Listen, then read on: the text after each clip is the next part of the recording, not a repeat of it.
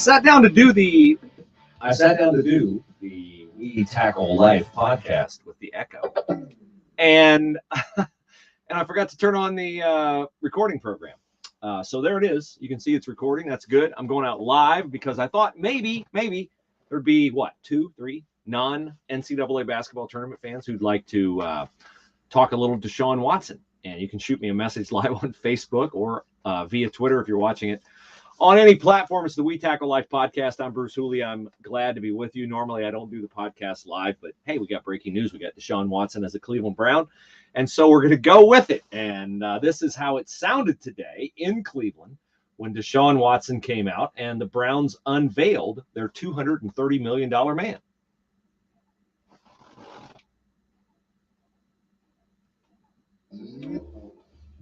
Organization in the Cleveland Browns. I want to thank AB and Coach Kevin for also giving me the opportunity to come here and to join this organization, join this locker room, to lead these guys, to be a servant leader.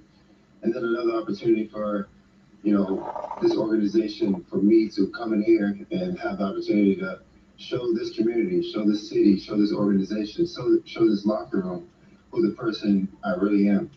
And that's the main focus that I want to do, is continue to show people who I really am and get my story out eventually. All right, so that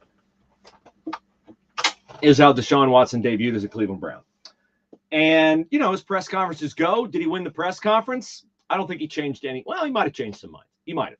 He came off guarded, I would say, is the number one word that I would apply to DeShaun Watson today in Cleveland. Careful, measured, committed. That's good if you're the Browns. I mean, if you're Andrew Berry and Kevin Stefanski and D and Jimmy Haslam, and you've decided to take the bullets for this acquisition, figuratively, then you want a guy who's all in.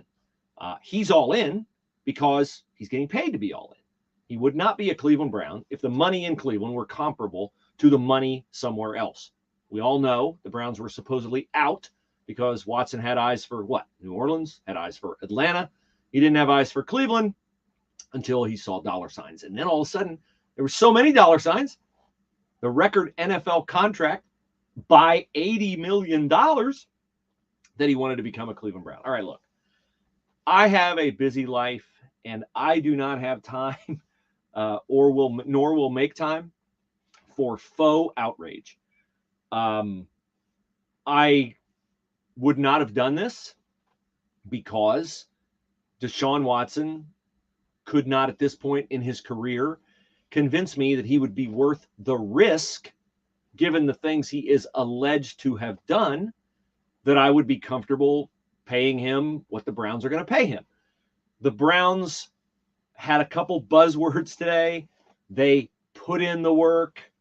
They were, apologetic, which you're the Cleveland Browns, okay? You have, and I've been there every step of the way with them as of you have searched for a quarterback for ever, right? Since 1999, you draft Tim Couch. You think he's the guy. Once you get a representative team around him, you go to the playoffs. He's not the guy. Kelly Holcomb is the guy. You sign Jeff Garcia. You chase journeymen like Bruce Gradkowski, Brian Hoyer. You try to get the draft bargain, DeShone Kizer. You fall for the banana in the tailpipe that is Johnny Manziel, and you get him, trade up to get him. You draft Brandon Whedon, despite his, for that age of a quarterback coming out of college, advanced age, doesn't matter. If we can get a quarterback for 3, 4, 5 years, we'll take him. They tried every way of acquiring a quarterback they could try. Drafted Baker Mayfield, number 1 overall. That was the latest try. They went through 31 starting quarterbacks since 1999.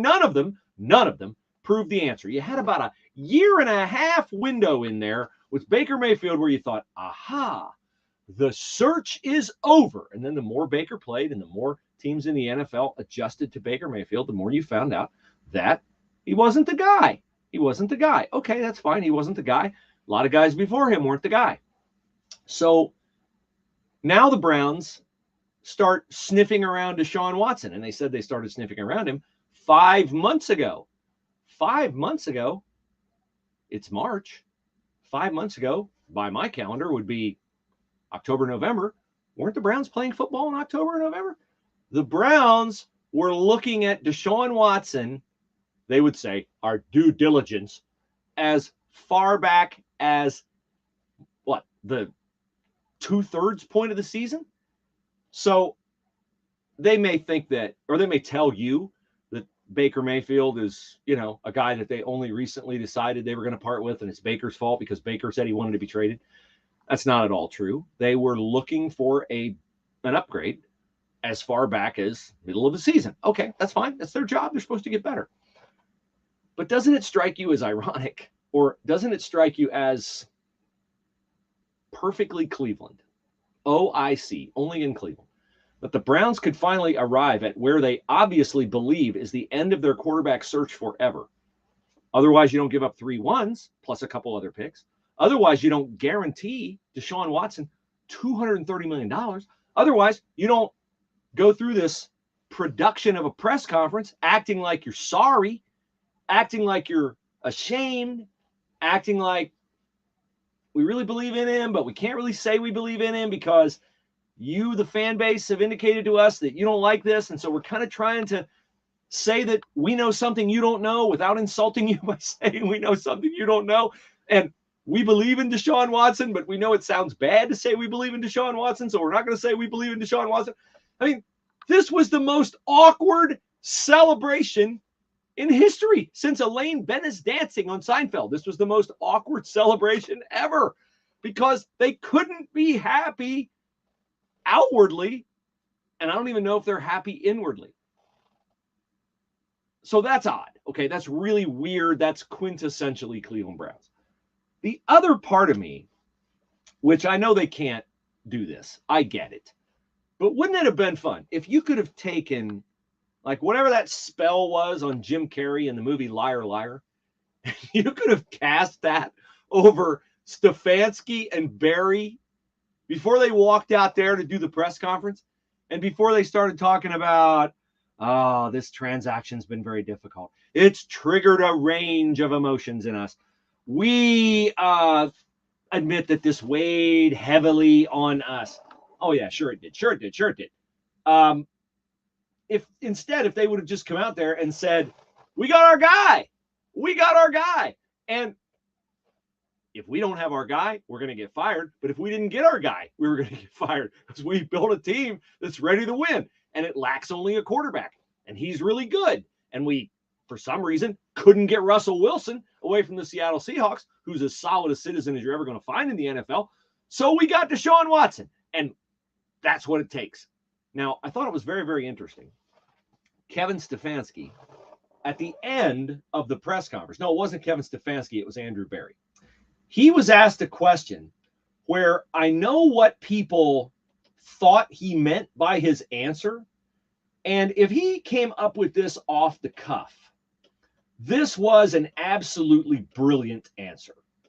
But sometimes you say stuff that is amazingly perceptive and yet completely accidental. And that's what I think happened with Andrew Berry, where somebody asked him, I think it was Pat McManaman, if Pat's still around. It sounded like Pat. Pat was in and out. And Pat, if that was you, kudos, man. That's a great question. Pat McManaman or somebody said whether signing DeShaun Watson meant that they believed there was no wrongdoing. Do you believe that there's been no wrongdoing on the part of DeShaun Watson? And they said they were very confident in DeShaun the person, and they were certain that he was, quote, going to make a positive impact in the community. Now, when you heard that, you heard them say, hey, I'll vouch for DeShaun Watson's character. These 22 women accusing him, they're a bunch of nut job gold diggers. But that answer could mean we think he's going to win games. We think he's going to win games. We think he's going to win a lot of games. And if that's the answer, I'm here to tell you that that is the right answer, not because it's the proper answer, not because it's the moral answer, not because it is defendable on grounds of we're a team that stands for the right things. No, it's the right answer because it's a true answer of what's coming. I am not going to get all worked up about DeShaun Watson's lack of fit in Cleveland because I know I would be wasting my breath on it with Browns fans who, though they may join me in protest today, are a 4-0 start, a lopsided win over the Steelers and Ravens, a playoff berth, a division championship, or just the passage of time away from DeShaun Watson being embraced 100% in Cleveland. Maybe 99%. Maybe there'll be a few holdouts. Maybe there'll be a few hardliners. Maybe there'll be a few, women's rights advocates and sexual abuse victims and stuff like that who will never come around. But trust me on this, they will be few and far between. And I'm totally comfortable saying that for 3 reasons. Stick with me here. You tell me, did I imagine that this happened last year? Did I imagine this happening last year? What was going through your mind when Najee kind of sealed it, took that last one to the house? I didn't think I was going to take the field again, but it's the best play in football when you're an offensive player to take a knee. Did I imagine that? Did I imagine Ben Roethlisberger getting cheered, lauded, celebrated as a Pittsburgh Steeler his final game in Heinz Field? Did I imagine that? I don't think I imagined that. I know I didn't imagine Ben Roethlisberger settling out of court with a woman in Lake Tahoe who accused him of raping her. I know I didn't imagine Ben Roethlisberger being suspended from the NFL because of that dalliance in a Lake Tahoe hotel room. So, if that happened for Ben Roethlisberger, why would I not expect that to happen for DeShaun Watson? But I said 3 reasons. 3 reasons, Bruce, and you've only given me 1. All right, fine. Let me give you another reason.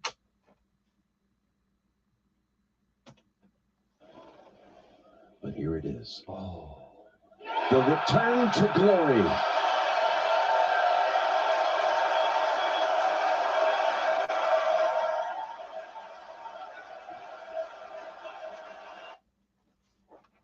You know what that was? You know what that was? You listening? You know, watching? You know what that was? That was Eldrick Tiger Woods putting out on the 18th green at Augusta National Golf Club to win the Masters in 2019.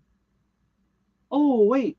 Was there anything in Tiger Woods' background that would indicate that some people would never, ever root for Tiger Woods again? Oh, right. He stepped out on his wife, like a lot, with pancake waitresses and porn stars and all kinds of weird, creepy, sexual addiction type stuff.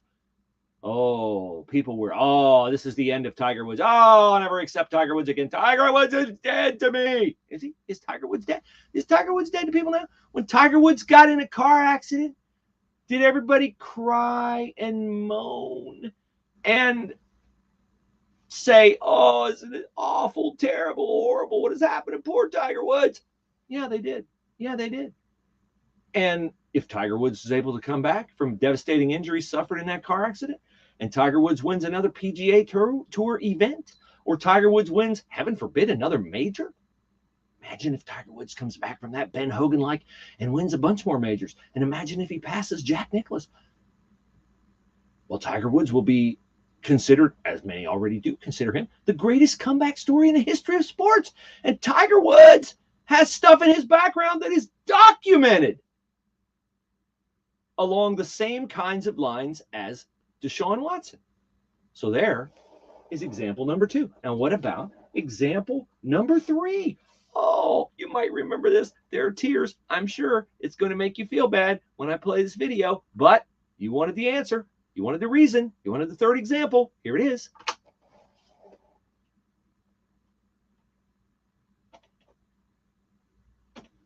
They have decided that whoever wins the tip, and in this case Toronto, they are going to let the shot clock run out because of the number 24 to honor Kobe Bryant. Appropriate. As Fred VanVleet is holding on to it, and the crowd recognizing what this means. Fitting, appropriate, the announcer said, because the crowd recognizes what this means. The tribute to Kobe Bryant after he died in a helicopter crash, after he also raped and sodomized a young girl at a Colorado hotel room while he was married to Vanessa Bryant. Now, I don't bring these things up to moralize or to say that they should never have been forgiven and they weren't entitled to being forgiven and they weren't entitled to a second chance. That is not at all why I bring these things up. I bring these things up to point out that if you think whatever anger and angst and undecided opinions are out there in the Cleveland Brown fan base are going to stay undecided and divided on DeShaun Watson, you are out of your mind. Because the minute he starts throwing touchdown passes to Amari Cooper and David Njoku and starts handing the ball off to Nick Chubb and the Browns start winning, all those things that people are so up in arms about today will not matter one bit. I've seen it happen time after time after time, and it will happen again. And maybe it should happen again because I've been forgiven much. Anyone who is an authentic Christian has been forgiven much. No one is perfect. No, not one. So I'm not sitting here in condemnation of DeShaun Watson. I don't know what happened between DeShaun Watson and these women. Do I find it highly weird that a professional athlete who has a cook and a driver and an assistant and a this, that, and the other would call random massage therapists to tend to his body, which is the instrument by which he makes millions of dollars a year as an NFL quarterback? Yes, I will confess to you, I find that highly strange.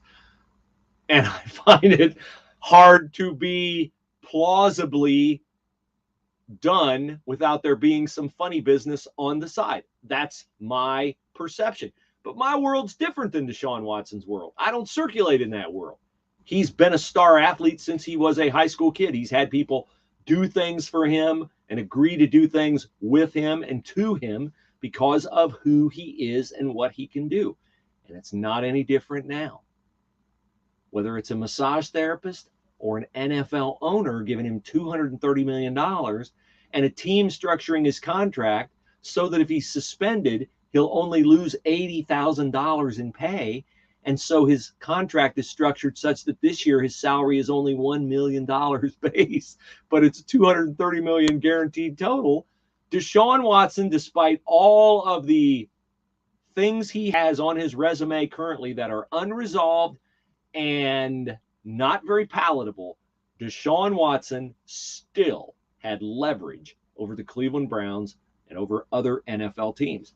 And he will be cheered by the Browns fan base. Oh, he might be booed when he comes out for the first exhibition game or when he throws an interception. But DeShaun Watson is the Browns guy for the next 5 years. And that is not going to result in the fan base ripping on him for all 5 years because of whatever happened with those women. It's just not. It didn't with Tiger. It didn't with Ben Roethlisberger.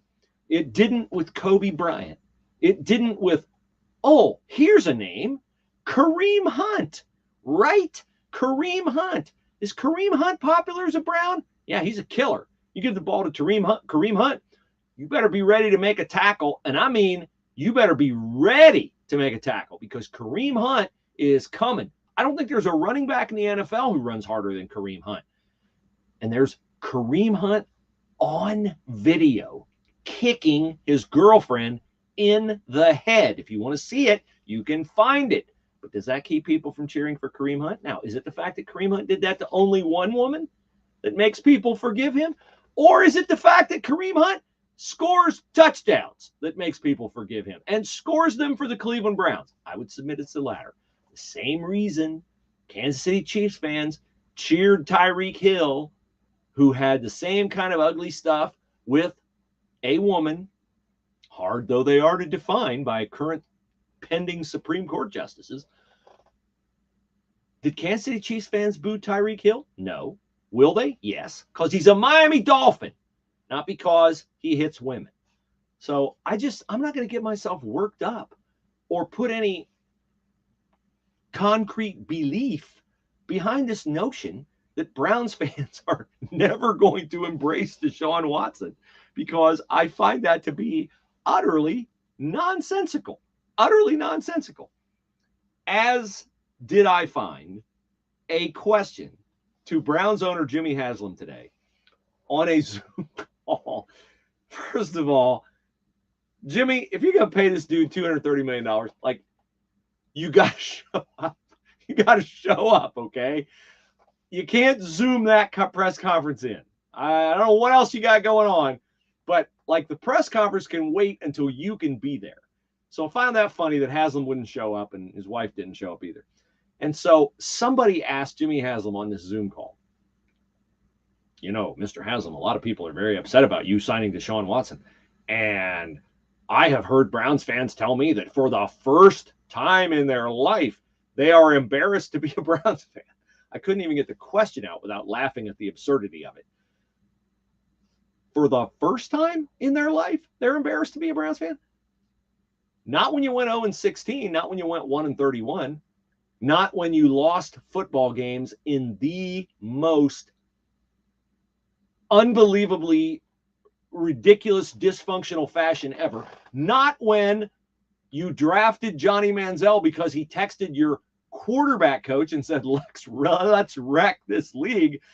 Not when you won a football game and had a linebacker on the team named Dwayne Rudd throw his helmet in celebration, thus drawing a 15-yard penalty after the game was over, moving the opponent closer to the field goals, closer to the goalpost, so they could kick a field goal and you could lose a game you had already won and celebrated winning.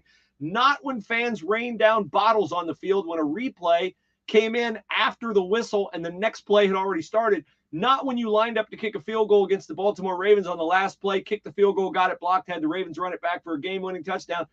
Not when your GM texted the sideline when you were 7-3 and leading the division and begged the head coach to play Johnny Manziel instead of Brian Hoyer. None of those things got you the teensiest bit close to being embarrassed as a Brown fan. But not when you signed Kareem Hunt, and not when Isaiah Crowell put a picture on his Facebook page of a guy cutting the throat of a police officer. None of those things got you remotely close to being embarrassed to be a Browns fan, but this did. Okay, everybody's got their price. Maybe DeShaun Watson was your price. But I just found that question to be funny because, man, if you have it in you to be embarrassed to be a Browns fan, you've probably gone past go on that a couple of hundred times since 1999. All right. Let me thank my sponsor, Hemisphere Coffee Roasters. I have several. They are one, the longest running, most loyal. Love Hemisphere Coffee Roasters. They are fantastic. So check out hemispherecoffeeroasters.com and get your coffee at 15% off when you use the promo code WeTackleLife in all caps. WeTackleLife in all caps. Also, tea is great. Their Cocoa chocolate is phenomenal. It's sugar-free, non-GMO, gluten-free. Every free, but it's not free to you, but it's close when you use the promo code WeTackleLife in all caps and you get 15% off. All right. To another story, NFL related, that I find really, really weird. And that is as the great John Cooper used to say, beating a dead horse to death. Urban Meyer is not a head coach in the NFL anymore. He was not a head coach for even an entire season. But Urban Meyer is a continual matter of fascination to NFL fans and to NFL commentators and to NFL writers. The Athletic went to great lengths to disparage Urban Meyer and how dysfunctional the Jags were under Urban Meyer. Was that in dispute? Did anyone wonder about Urban Meyer and whether, in hindsight, maybe Urban really had it all figured out? I know he didn't win very many games, and I know he walked out on the team halfway through the season, but, maybe he really had it going. We should dig into that and find out if Urban's really that bad or if Urban's good. So they go in and they get a bunch of people to talk about Urban off the record and disparage him, which, again, beating a dead horse to death. And I guess I am not surprised, but I am disappointed that one of the people joining in that is the NFL Network's Rich Eisen.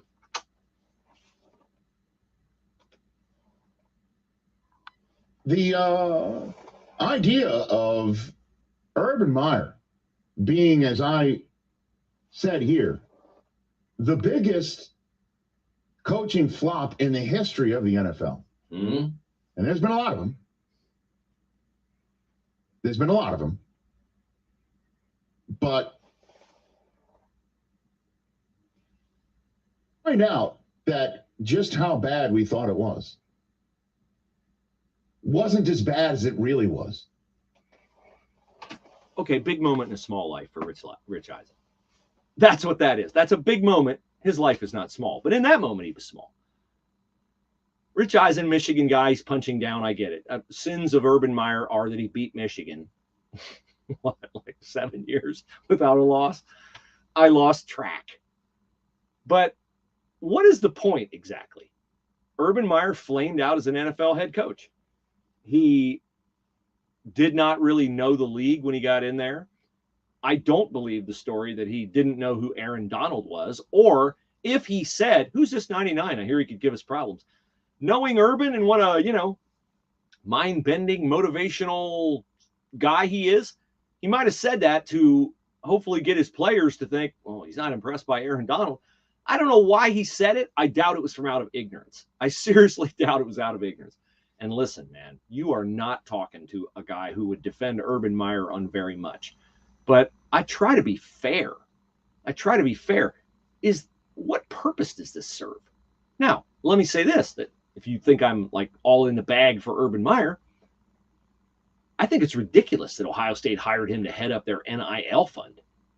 Like, do they have a problem at Ohio State, getting people to donate a lot of money to athletics? I don't think so. They were freed of Urban. Like, there was a collective in that athletic department when he left, because he's just one of those guys whose very presence makes you uncomfortable, because he says things and does things that make you uncomfortable in his insatiable desire for victory. And so when he left of his own accord, kind of, sort of, and retired, and you got Ryan Day, who's every bit as successful as Urban so far, why would you go back and bring him back to head up anything? I don't understand it. I do not understand it. So there you go. That's kind of the good, the bad on Urban. I think it's dumb for Ohio State to bring him back. They don't have any problem. Look at Rick Reichert. He's given like $75,000 trucks to Jackson Smith and Jigba, and to, I don't know what the value of his vehicles to Michi Johnson and EJ Liddell are, but Rick Reichert's stepping up. Coughlin family of dealerships, they're stepping up. Zed Key's got a car deal. Like Jack from Pickerington's got a car deal. Why can't I think of Jack Sawyer? Jack's got a car deal. Like, they're not hurting for NIL money. And they bring Urban back to head up NIL. So I don't understand that. But I also don't understand, and I'm not going to, I wouldn't have brought it up if I didn't need to like prove my Urban Meyer down the middle bona fides with you. But for Rich Eisen and the NFL Network and the Athletic and everybody just continually pound. Yeah, we get it. He didn't do good. He didn't do good work with the Jacksonville Jaguars. Asked and answered, okay? Asked and answered on Urban Meyer with the Jacksonville Jaguars. Okay. Remember, if you need an attorney, the attorney that you need is Willis Spangler Starling. Willis Spangler Starling, located on Truman Boulevard in Hilliard. Check them out online, willisattorneys.com. They do probate, personal injury, wills, estate planning, family law, employment law, all the biggies. If you want to protect your legal rights, if you want to press a legal action, you want an attorney that has integrity, character, acumen, expertise. You want Willis Spangler Starling. They represent me on all things. I've had some bad attorneys in the past, cost me a lot of money. Willis Spangler Starling, phenomenal. Practice growing. People are hearing about them, using them, loving them. They do some cases on contingency. They do some on a flat fee basis. Look them up online, check them out, give them a call, tell them you heard about it on the We Tackle Life podcast. WillisAttorneys.com, WillisAttorneys.com. Their physical offices are, as I said, Truman Boulevard in Hilliard, just north of Mill Run, where Target and Home Depot are. Okay, final item. Isn't it ironic? Of course it is. It's the Browns. That on the day that DeShaun Watson is introduced as the Browns quarterback of the future, there's a story on ESPN.com about Johnny Manziel. Johnny Manziel is returning for his second season in a professional league known as the Fan-Controlled Football League. It's a 7-on-7 league that plays indoor in Atlanta. Did you guys know about this? I didn't know anything about this. I suppose you can bet on it and log in and who knows what. Manziel says his formal football career is, in my eyes, over. Yeah, your eyes and everybody in the league as well. But the Fan-Controlled Football League is something, quote, I wanted to do for fun. I thought Johnny did everything for fun, including playing the NFL. He has friendships with a number of the league's celebrity owners, including comedian and podcaster Bob Menery. You go, Bob. You buying a pro sports team with a podcasting gig. And rapper Quavo. I know it'll shock you to know that I cannot at the moment, if I saw it a lot, I probably could. I cannot recite the hits catalog of Quavo, if that's even his name. Manziel, of course, your 2012 Heisman Trophy winner playing at Texas A&M. How much could that kid have banked in NIL if they had it when he was playing for the Aggies? He played for the Browns. He played for the Hamilton Tiger Cats, the Montreal Alouettes, the Memphis Express, and now he plays for a team called the Zappers. He doesn't want to play in the USFL?